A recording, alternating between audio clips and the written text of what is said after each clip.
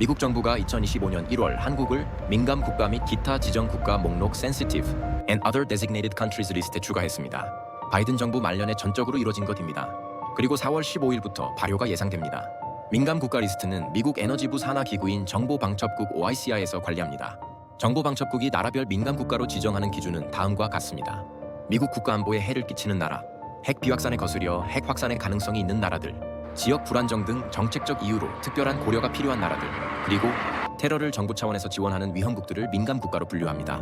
미 국가 안보와 테러 위험이 있는 국가로 북한, 중국, 러시아가 있으며 몰래 핵을 보유했거나 앞으로 핵무기 보유 가능성이 있는 나라들로는 인도, 이스라엘, 대만, 한국 등을 민감 국가로 지정했습니다.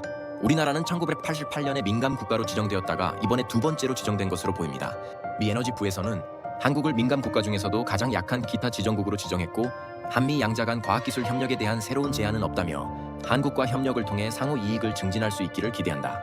한국이 목록에 포함됐다고 해서 미국과 적대적 관계에 있다는 것을 의미하지는 않는다. 많은 지정국은 에너지, 과학, 기술, 테러 방지, 비확산 등 다양한 문제에 있어 정기적으로 협력하는 국가들이라고 했습니다. 이 목록에는 미국의 우방인 이스라엘, 인도, 대만 등이 들어가 있습니다. 미 에너지부는 민감 국가에 포함됐다고 해서 미 에너지부 직원이 해당 국가 방문하는 것이 금지되는 게 아니다. 마찬가지로 해당 국가 국민이 미 에너지부를 방문하는 것도 금지되지 않는다고 했습니다. 에너지부의 민감 국가 리스트에는 중국, 러시아, 북한 등이 포함되어 있는 것은 맞지만 한국은 최하위 범주라 제한이 엄격하지는 않을 전망인 것 같아 다행입니다. 미 에너지부는 양국 간 에너지 원자력 핵 정책 관련 협력은 변함없이 진행될 것이라고 했습니다. 그러나 바이든 전 정부가 임기가 끝나기 직전에 한국을 민감 국가로 지정한 이유를 설명하지는 않았습니다. 미 에너지부 설명대로 한국이 최하위 범주여서 기존 민감 국가인 중국, 러시아, 북한 등보다는 제한이 엄격하지는 않을 전망이지만 미 에너지부가 양측 간 방문과 협력이 사전 내부 검토를 거친다고 밝힌 만큼 어느 정도 제한이 가해질 가능성은 높습니다.